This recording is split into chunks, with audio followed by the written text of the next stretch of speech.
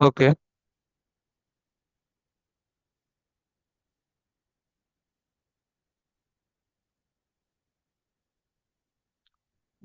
এরপরে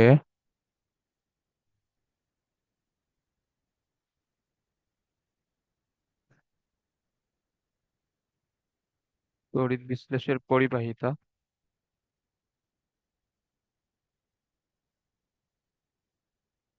এই টপিকটা থেকে ম্যাথ আছে, সো এটা একটু মনোযোগ দিয়ে খেয়াল করো।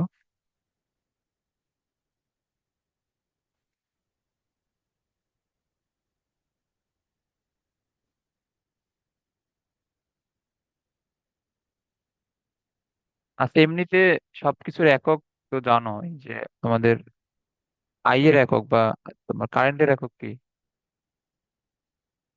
এম্পিয়ার। হ্যাঁ, এটা হচ্ছে এম্পিয়ার। তারপর রোধের একক। ওহম। হ্যাঁ, সো এটা হচ্ছে ওহম। সো এইগুলা এখানে মোটামুটি লাগবে। ওকে।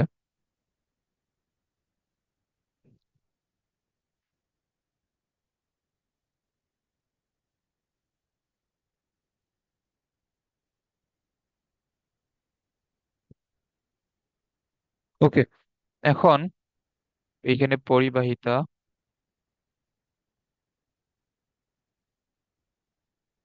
ও রোধ। রোধ কি? রোধ হচ্ছে যে একটা, এটা একটা তোমার কারেন্টের তার, এইখানে একটা রোধ বা রেজিস্ট্যান্স আছে। সো এইখান দিয়ে আই পরিমাণ কারেন্ট এইখান দিয়ে পাস হচ্ছে। বাট এইখানে রোধ, এখানে মূলত কি করে, রোধ হচ্ছে কারেন্টের যেটা ফ্রি ফ্লো, মানে একদম বাধাহীন ভাবে যে কারেন্ট যাওয়া, এটাকে বাধা দেয়। সো এটা হচ্ছে মূলত তড়িৎ প্রবাহে একটা বাধা সৃষ্টি করে।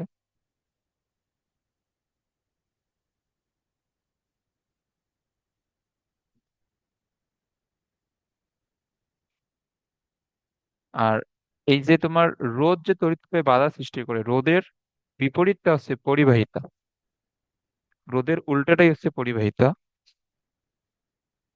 সো এখন যদি এখানে লিখি, রোধ হচ্ছে 1/, পরিবাহিতা, মানে একটা আরেকটার উল্টা।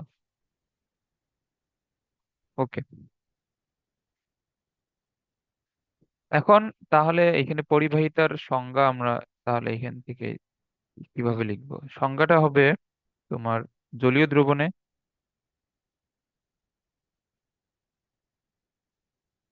এটা জলীয় দ্রবণের শুরুতেই লেখা যাবে না, এটা হচ্ছে আয়নিক যৌগের।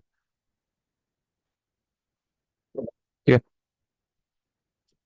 কারণ আমাদের সবচেয়ে ভালো যারা তড়িৎ বিশ্লেষ্য, তারা হচ্ছে আয়নিক যৌগগুলাই। সো আয়নিক যৌগের জলীয় দ্রবণে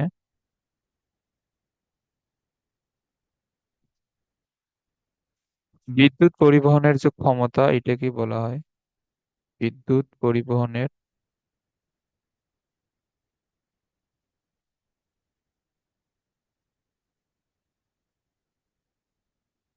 ক্ষমতাকে পরিবাহিতা বলে। ওকে, আর রোধ হচ্ছে এটার উল্টা। তো রোধের সংজ্ঞা আশা করি জানো। এখন রোধকে তো প্রকাশ করা হয় আর দিয়ে, এটা জানো। আর আর আর পরিবাহিতাকে প্রকাশ করা হয় এল দিয়ে। ওকে, তাহলে আমরা এখান থেকে কি লিখতে পারি, যে আর ইজ ইকুয়াল টু 1/L।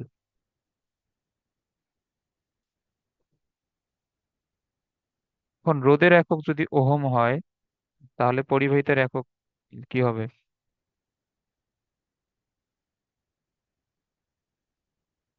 পরিবাহিতার একক হবে ওহম ইনভার্স, এটা হবে না? হ্যাঁ। যেহেতু একটা আর একটা উল্টা। সো এটাকে তুমি ওহম বানানো হচ্ছে OHM, এটার উপরও ইনভার্স লিখতে পারো, অথবা এটাকে আরেক ভাবে লেখা হয় আমাদের বইতে, মানে ওহমকে ইনভার্স, মানে এটাকে আসলে লেটারটাকে উল্টা করে লিখছে। সো এটার কোনো লজিক আসলে আমি জানি না যে এটা এইভাবে লেখা যায় কিনা। সো ওহমকে তুমি যদি উল্টা করে লেখো, তাহলে এখানে কি হয়? MH ও হয় না? এখন এর উপর যদি ইনভার্স আছে এটাকে লিখছি উল্টা করে, সো এমএইচ ও অথবা ওহম ইনভার্স অথবা এখানে তোমার চিহ্ন দিয়ে যেটা ওহম ইনভার্স, এই তিনটেই হচ্ছে পরিবাহিতার একক। ওকে, এখন এসআই এককে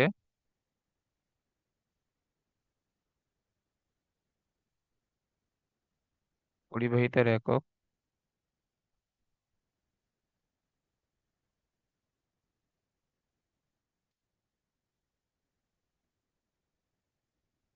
এটা হচ্ছে সিমেন্স। ওকে, এসআই একক এ তো পরিবাহিতার একক হচ্ছে সিমেন্স, যেটাকে এস দ্বারা প্রকাশ করা হয়। তাহলে ওয়ান সিমেন্স সমান কি বলতো, ওয়ান ওহম ইনভার্স ওয়ান, কারণ এই দুইটা একক তো সেম। সো ওয়ান সিমেন্স সমান কি হবে, ওয়ান ওহম ইনভার্স ওয়ান। ওকে,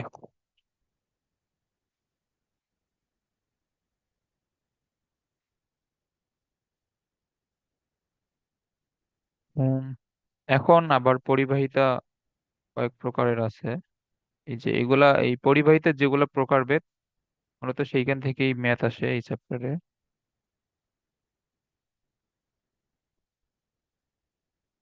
এই টপিক থেকে এইচএসসি তে ম্যাথ আসার চান্স কম, তবে এটা যেহেতু আমাদের বইয়ের একদম শুরুর টপিক, সো এটা পড়তে হবে ভালোভাবে। এবং এই টপিক থেকে ম্যাথ আসে না, এটা হচ্ছে পরিবাহিতার প্রকারভেদ। তারপর আমরা শিখবো, সমস্যা নেই, পরিবাহিতার প্রকারভেদ।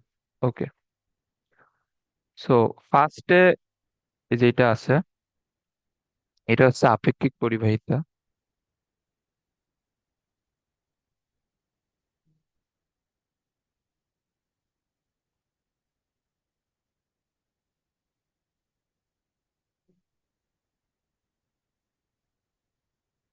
বা রিলেটিভ কন্ডাক্টিভিটি।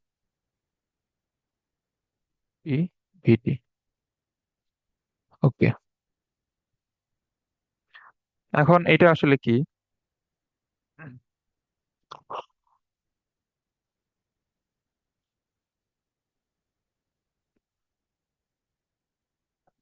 ওকে, ওহমের সূত্র অনুযায়ী, আচ্ছা আমি এটা লিখেই দিই।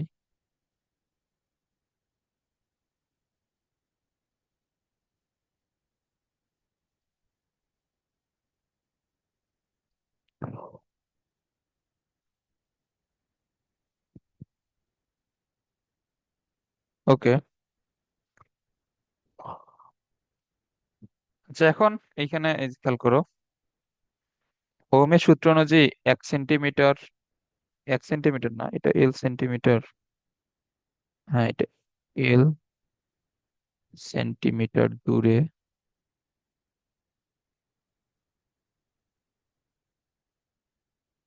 অবস্থিত ও এ সেন্টিমিটার স্কোয়ার প্রস্থচ্ছেদের ক্ষেত্রফল বিশিষ্ট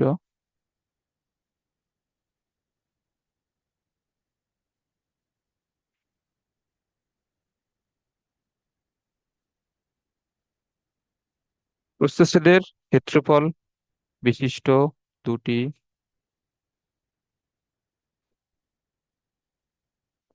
তারের মধ্যবর্তী কোনো তড়িৎ বিশ্লেষ্যের রোধ।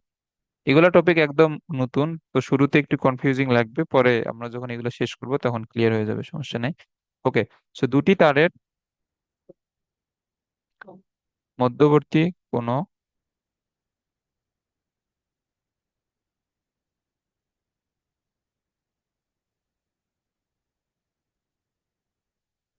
তড়িৎ বিশ্লেষ্যের রোধ যদি আর হয়,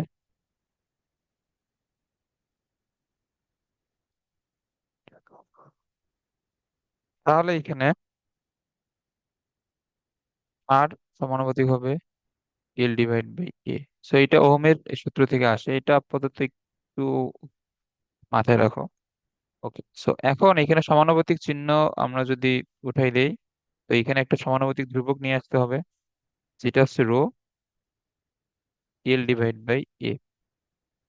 আর is equal to rho L divide by A. এটা হচ্ছে যে আমরা যখন চলতরিৎ করবো তখন এখানে এটা ক্লিয়ার হয়ে যাবে। ওকে, সো এখানে রো একটা সমানুপাতিক ধ্রুবক, সো এখানে রো কে এখানে বলা হয় আপেক্ষিক।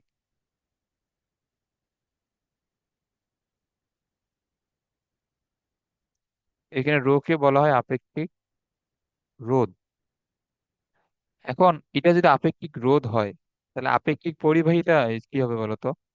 পরিবাহিতা তো হচ্ছে রোধের উল্টা না? তাহলে আপেক্ষিক রোধের যেটা বিপরীত ওইটাই তো হবে আপেক্ষিক পরিবাহিতা।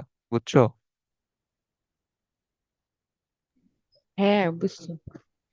ওকে, তাহলে এখন আমি যদি এখানে রো লিখি, রো সমান এখন তাহলে এখানে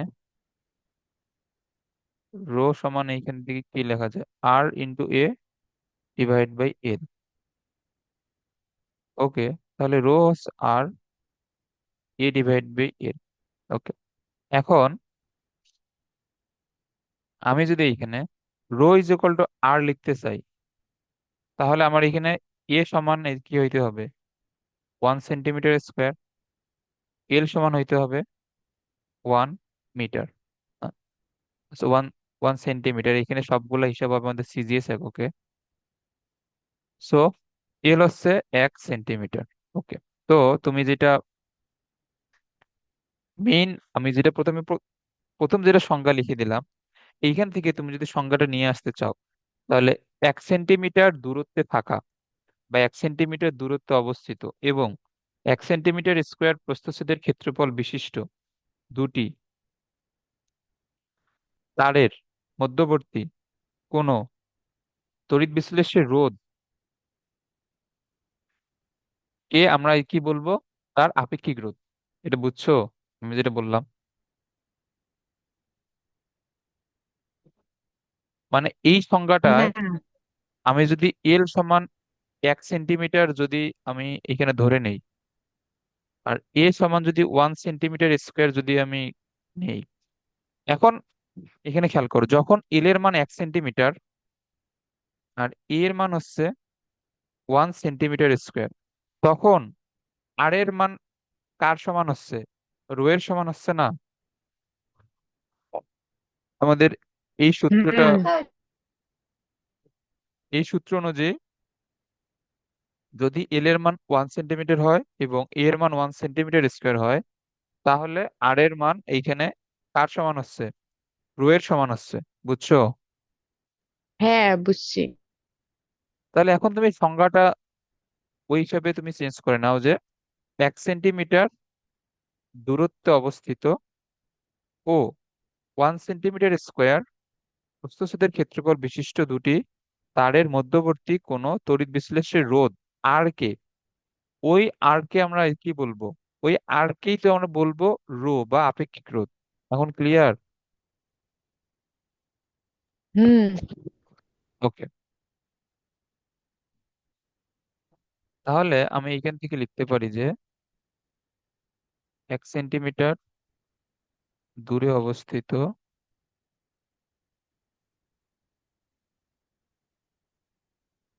ও 1 সেন্টিমিটার স্কোয়ার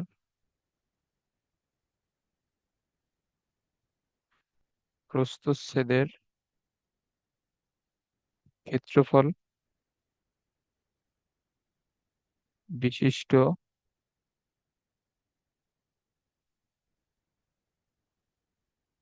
দুটি তারের মধ্যবর্তী কোনো তড়িৎ বিশ্লেষ্যের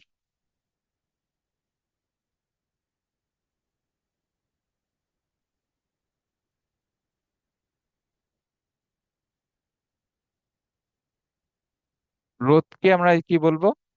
এর যে আর, এটাকে আমরা বলবো আপেক্ষিক রোধ।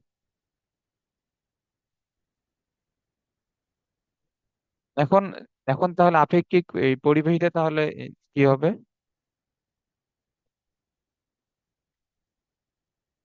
আপেক্ষিক রোধের বিপরীত রাশিকে বলা হয় আপেক্ষিক পরিবাহিতা।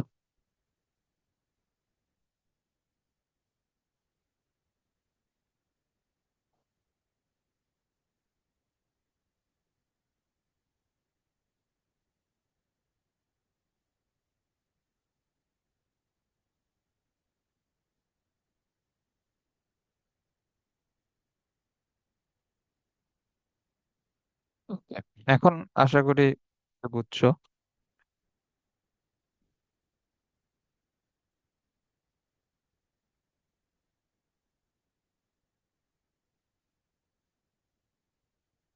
ওকে, তাহলে আপেক্ষিক এই পরিবাহিত সমান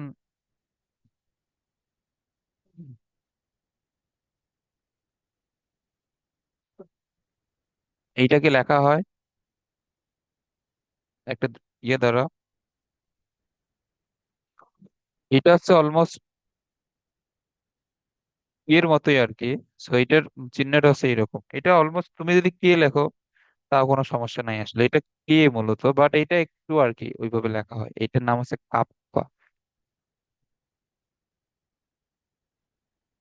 কি নাম? এই যে আমি লিখে দিচ্ছি তো, কাপ্পা নাম এটা। ওকে, সো এটার নাম হচ্ছে কাপ্পা। সো এইটা দ্বারা আপেক্ষিক পরিবাহিতা প্রকাশ করা হয় তা।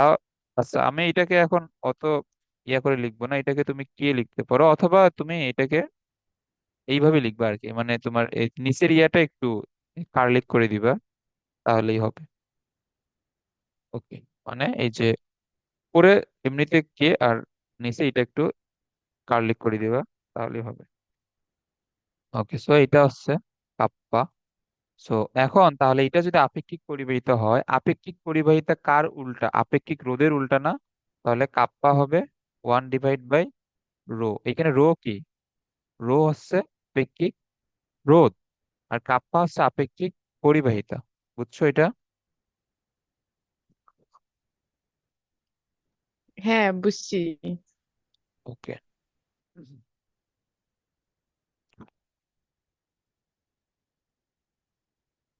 এখন এইখানে যতগুলো সূত্র লেখা আছে এগুলো একটু লিখে রাখো। এই যে রো এর যে সূত্রটা, RA/L। ওকে, আমরা একটু পরের পেজে যাই। ওকে, তাহলে আমরা এখান থেকে দুইটা সূত্র আপাতত জানলাম। একটা হচ্ছে রো আপেক্ষিক রোধ সমান RA/L, আর একটা ছিল আপেক্ষিক পরিবাহিতা কাপ্পা সমান, এটা হচ্ছে আপেক্ষিক রোধের উল্টো। ওকে, সো এখন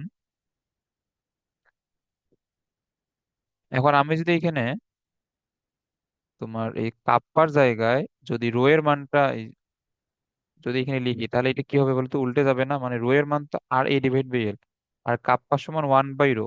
তাহলে কাপ্পা সমান কি হবে? L/R এটা বুঝছো? হুম। ওকে,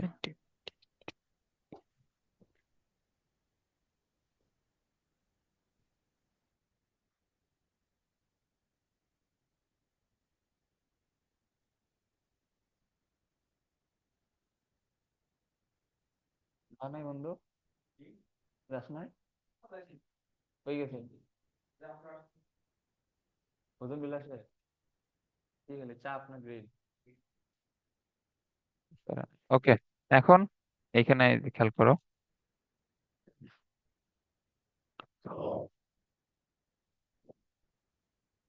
এখন এই দুইটা আমরা তো অলরেডি পাইছিলাম, এখন এখান থেকে খেয়াল করো, এখান থেকে কি কি চেঞ্জ করা যায়। তাহলে কাপ্পা সমান আমরা লিখতে পারি 1/R, L/A। 1/R মানে কি বলতো?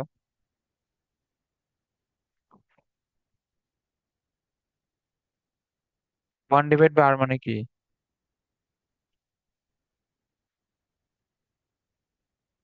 আমরা তো একটু আগেই তো এই শিখে আসলাম। এই যে এখানে এখানে 1/R সমান এই কি লেখা যাবে? এল লেখা যাবে না? এল হচ্ছে পরিবাহিতা, আর আর হুম। হচ্ছে রোধ। তাহলে 1/R সমান এখান থেকে কি লেখা যাবে? এই যে আমি যদি এখান থেকে 1/R লিখি, তাহলে 1/R সমান কি লেখা যাবে? এল লেখা যাবে না? হুম। তাহলে 1/R মানে হচ্ছে এল। তাহলে আমি এখানে 1/R এর জায়গায় এখানে কি লিখতে পারি? ক্যাপিটাল এল। এখন এখানে সবগুলোর পরিচয় কিন্তু ভালোভাবে জানতে হবে যে কোনটা দ্বারা কি বুঝাইতেছে। তাহলে এই সূত্রে কাপ্পা কি? এটা হচ্ছে আপেক্ষিক পরিবাহিতা আর এল কি? এল হচ্ছে শুধু পরিবাহিতা। আর স্মল এল তো এটা হচ্ছে তোমার দৈর্ঘ্য, এবং এটা হচ্ছে প্রস্থচ্ছেদের ক্ষেত্রফল। ওকে, তাহলে এখন আমরা যদি কাপ্পায়ের একক যদি বের করতে চাই, এইখানে কিন্তু মনে রাখবা এগুলা সবগুলা সিজিএস এককে বের করতে হবে। ওকে, কাপ্পায়ের একক যদি আমরা বের করি, এই এককটাই সবচেয়ে ইম্পর্টেন্ট। ওকে, সো পাপ্পায়ের এককের দিকে খেয়াল করো, এইখানে আছে। আচ্ছা, তো আমরা একক বের করার জন্য এখানে, তো আমি সূত্রটা আবার লিখি, এল বাই এ। সো এল এর একক এই যে কি হবে, ওহম ইনভার্স ওয়ান, এটা হবে না? এগুলো কি মনে আছে? হুম। এল তো হচ্ছে আর এর উল্টা, তো আর এর একক যদি ওহম হয় তাহলে এল এর একক হবে ওহম ইনভার্স। ওকে, আর এগুলো আমরা বের করতেছি সিজিএস এককে। C G S. তো সিজিএস এককে দৈর্ঘ্যের একক কি? সেন্টিমিটার। হ্যাঁ, তো এইখানে আছে সেন্টিমিটার, আর নিচে হবে সেন্টিমিটার স্কোয়ার। তাহলে এটা কি আসতেছে আলটিমেটলি? ও ওহম ইনভার্স আচ্ছা, centimetre centimetre inverse one. Inverse. Hmm. ওকে।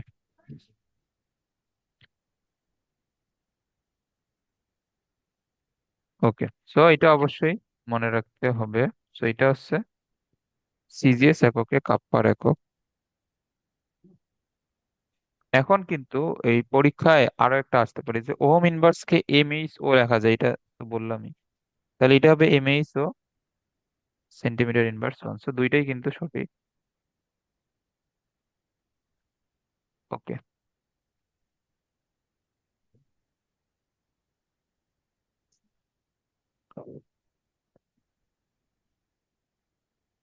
এগুলা কিন্তু ভালোভাবে শিখে রাখো, এগুলা হাজারি স্যারের বই দেখলে এগুলা খুবই কনফিউজিং লাগবে।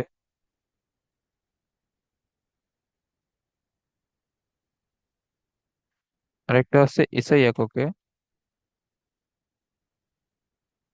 আচ্ছা, এসআই এককে আমরা কিন্তু পরিমিতের একক শিখে আসছিলাম, এটা কি ছিল বলো তো? এসআই এককে ক্যাপিটাল এল বা পরিমিতের একক ছিল কি?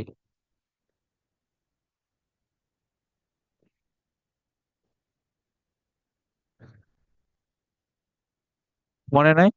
এটা ছিল সিমেন্স। ওকে, সো তাহলে ইসাই এককে পরিমিতের একক হচ্ছে সিমেন্স, এগুলো তো লিখে দেওয়া হয়েছে এই যে। ইসাই এককে পরিমিতের একক হচ্ছে সিমেন্স। ওকে, তো এখন যদি এখানে সিমেন্স লিখি, তাহলে এর একক কি ব্যাপার, লিখতেছে না কেন, ধরো।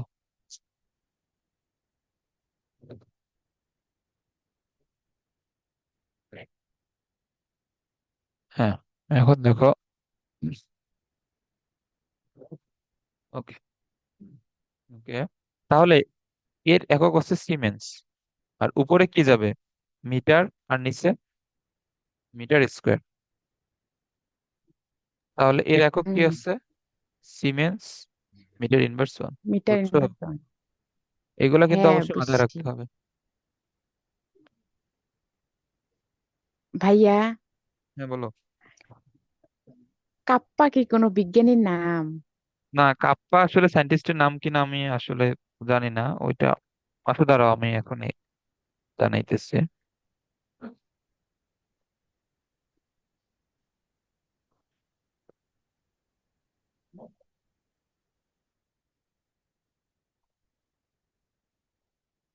কোনটা কি?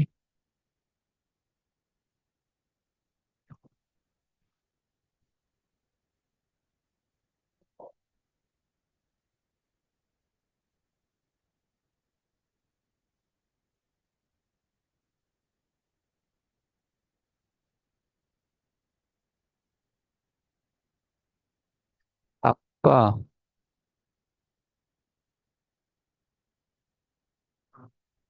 তো ওইটা এখন আপাতত কোনো সোর্স ওইটা পাইতেছি না, ওইটা নেক্সট ক্লাসে এখন জানাই দেবো।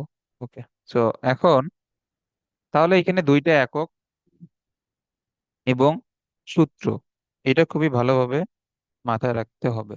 তো এটা গেল আমাদের যেটা পরিবাহিতার যেটা ফার্স্ট যেটা ক্লাসিফিকেশন, আপেক্ষিক পরিবাহিতা এইটা।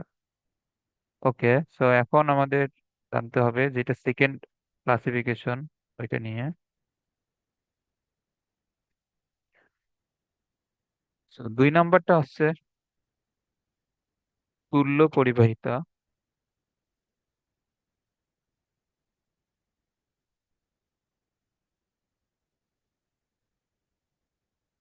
তুল্য পরিবাহিতা বা ইকুইভ্যালেন্ট কন্ডাক্টিভিটি।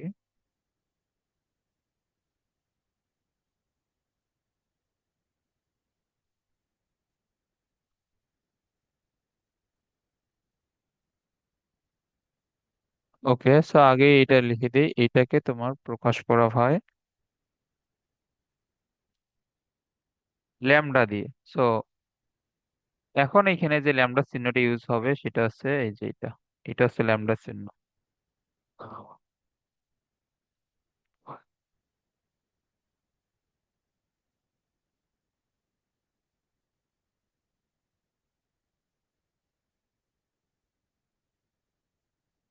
সো আর আমরা এমনিতে ল্যামডা চিহ্ন কিরকম জানতাম, এরকম না, এই আমরা মানে ফিজিক্সে যেটা করছিলাম।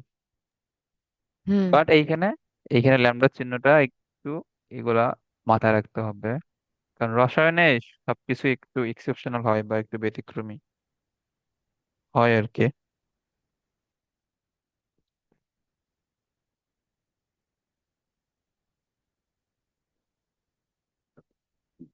ওকে, সো আমি এটা সংজ্ঞাটা বই থেকে নিয়ে আসতেছি। সো এইখানে কিন্তু তুল্য ভরের, এখানে সংজ্ঞায় কিন্তু তুল্য ভর আছে, তো তুল্য ভর আশা করি মনে আছে। তো এটা কিন্তু পরিমাণগত রসায়নে ভালোভাবেই পড়ানো হয়েছে তুল্য ভরের। এটা আমরা কিভাবে বের করবো বলো তো তুল্য ভর? আণবিক ভর ডিভাইডেড তুল্য সংখ্যা। হ্যাঁ, সো তো এগুলো কিন্তু শেখানো হয়েছে খুবই ভালোভাবে। তো এই টপিকটা থেকে কিন্তু মানে একটা এমসিকিউ আসে সব জায়গায়, যে তুল্য ভর অথবা তুল্য সংখ্যা।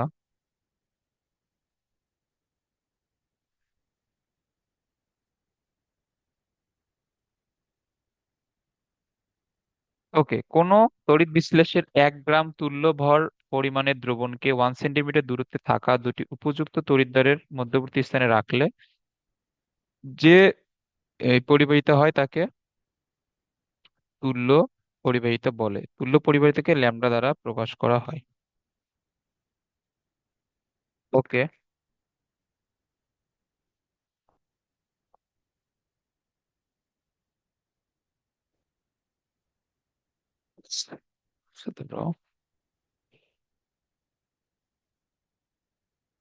হ্যাঁ, তাহলে এখানে কোন তড়িৎ বিশ্লেষের 1 গ্রাম তুল্য ভর পরিমাণের দ্রবণকে 1 সেন্টিমিটার দূরত্বে থাকা দুটি উপযুক্ত তড়িৎদ্বারের মধ্যবর্তী স্থানে রাখলে তড়িৎ প্রবাহে দ্রবণটির যে পরিবাহিত হয় তাকে ওই তড়িৎ পরিবাহের তুল্য পরিবাহিতা বলে। তো এখানে আসলে ওই রকম মানে বোঝার মতো কিছু নাই, এগুলা সংজ্ঞা ডিরেক্ট মুখস্থ করবা। ওকে,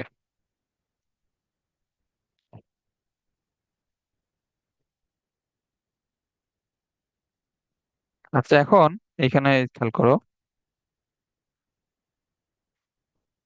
আমাদের আরেকটা জিনিস এইখান থেকে শিখতে হবে, এটা হচ্ছে আপেক্ষিক পরিবাহিতা এবং তুল্য পরিবাহিতার মধ্যে সম্পর্ক।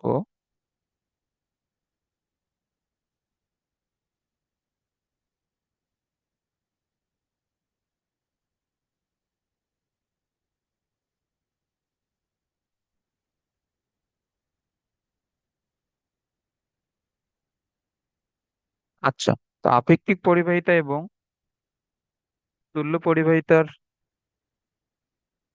যে সম্পর্ক এটা হচ্ছে ল্যামডা সমান হবে কাপ্পা ইন্টু ভি। সেখানে ল্যামডা হচ্ছে তুল্য পরিবাহিতা, কাপ্পা হচ্ছে আপেক্ষিক পরিবাহিতা, আর ভি হচ্ছে এখানে তড়িৎ বিশ্লেষ্যের আয়তন।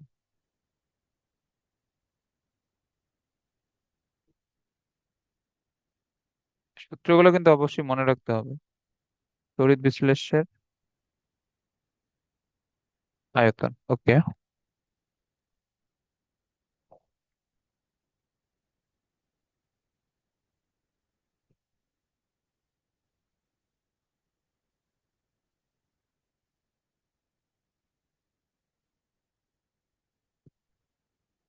আচ্ছা, এরপরে এইখান থেকে আর কি কি আছে?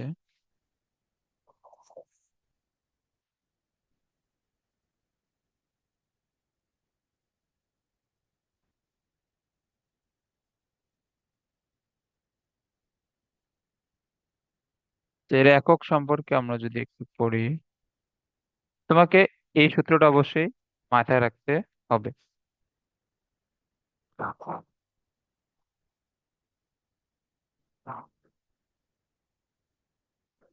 আচ্ছা, এখন এইখানে আরেকটা জিনিস যেটা জানতে হয়, যে কোন দ্রবণের,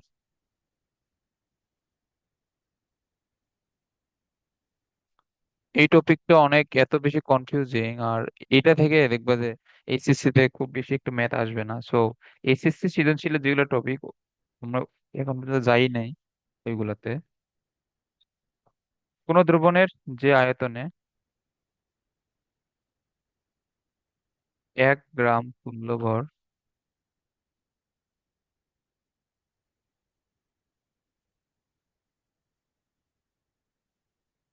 তড়িৎ বিশ্লেষ্য বর্তমান থাকে,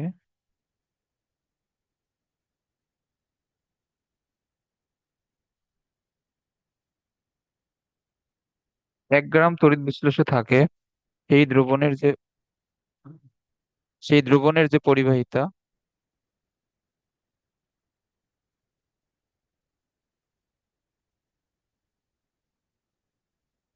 সেই দ্রবণের পরিবাহিতাকে আমরা বলবো দ্রবণটি তুল্য পরিবাহিতা।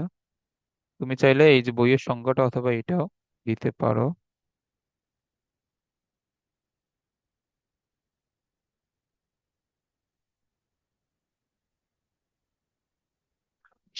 ওকে, তো এটা হচ্ছে কোন দ্রবণের যে আয়তনে 1 গ্রাম তুল্য ভর পরিমাণ তড়িৎ বিশ্লেষ্য থাকবে, সেই দ্রবণের পরিবাহিতাকে আমরা বলবো ওই দ্রবণের তুল্য পরিবাহিতা।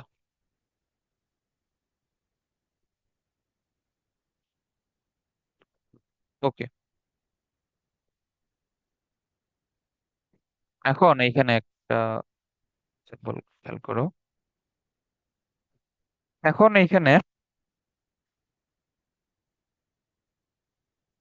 আচ্ছা, এই ঘনমাত্রার আমরা কিন্তু তিনটা একক শিখছিলাম না? একটা হচ্ছে মোলারিটি, আর একটা নর্মালিটি, আর একটা হচ্ছে মোলালিটি।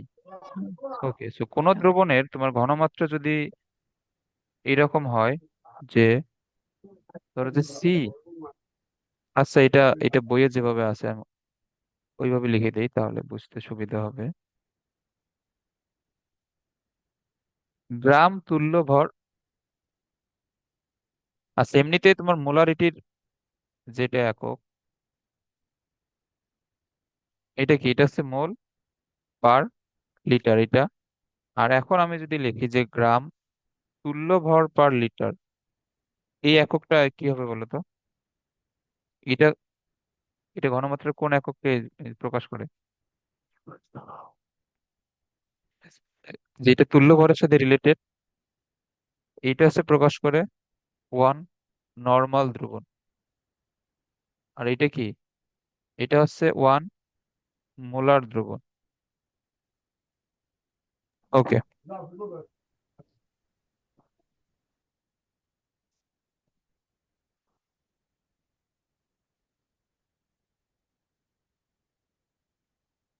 ওকে, এখন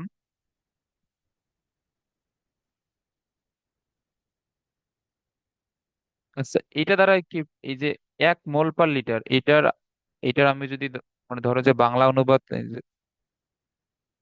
যদি করি, এটা কি হবে? 1 মোল দ্রবীভূত আছে 1 লিটার দ্রবণে, না? এটা হচ্ছে এক মোল হুম। দ্রবীভূত থাকবে 1 লিটার দ্রবণে। ওকে, তাহলে কোনো একটা তড়িৎ বিশ্লেষ্যের তোমার ঘনমাত্রা যদি এটা হয়, মানে এটা ধরো যে এক তড়িৎ বিশ্লেষ্যের ঘনমাত্রা, তাহলে আমরা এখান থেকে কি বলবো, যে 1 মোল পরিমাণ তড়িৎ বিশ্লেষ্য আছে 1 লিটার দ্রবণে। বুঝছো? এইগুলা তো হ্যাঁ, আমরা করছি। ওকে,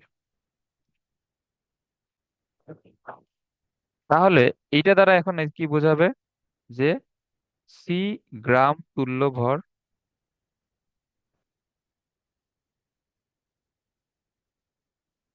সি গ্রাম তুল্য ভর তড়িৎ বিশ্লেষ্য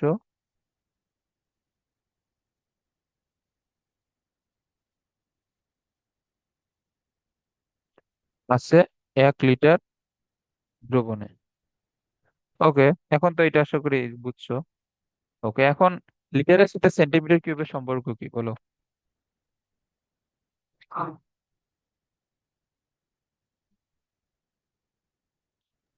লিটারের সাথে সেন্টিমিটার কিউবের সম্পর্ক কি?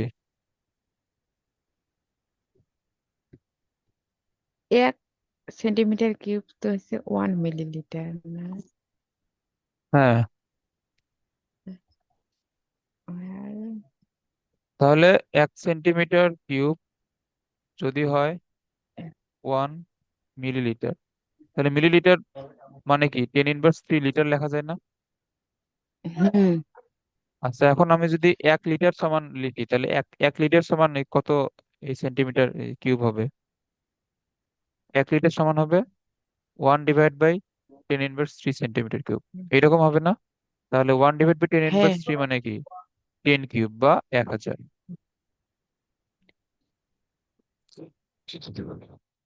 ওকে, তাহলে আমরা এখানে 1 লিটারের 1 লিটারের জায়গায় এখানে কি লিখতে পারি?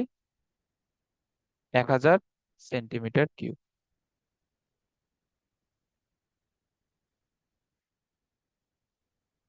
ওকে,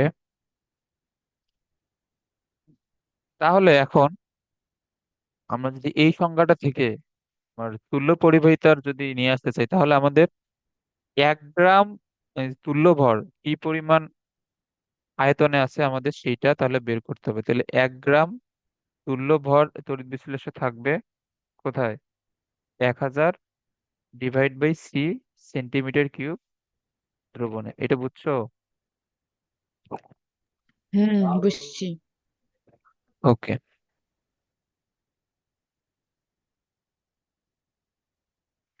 তাহলে এই যে এইটা যদি তোমার তড়িৎ বিশ্লেষের আয়তন হয়, তাহলে এই আয়তনের তড়িৎ বিশ্লেষ্যের যে পরিবাহিতা, সেইটাকেই আমরা কি বলবো? তুল্য পরিবাহিতা। এটা বুঝছো? কারণ হুম। এই 1 গ্রাম এই তুল্য ভর যে পরিমাণ তড়িৎ বিশ্লেষ্যের দ্রবীভূত থাকবে, ওই তড়িৎ বিশ্লেষ্যের যে আয়তন, ওই আয়তনের জন্য যে পরিবাহিতাটা হবে আমরা সেইটাকে বলতেছি তুল্য পরিবাহিতা। এটা ক্লিয়ার? হ্যাঁ, তাহলে এখন এখানে কাপ সরি,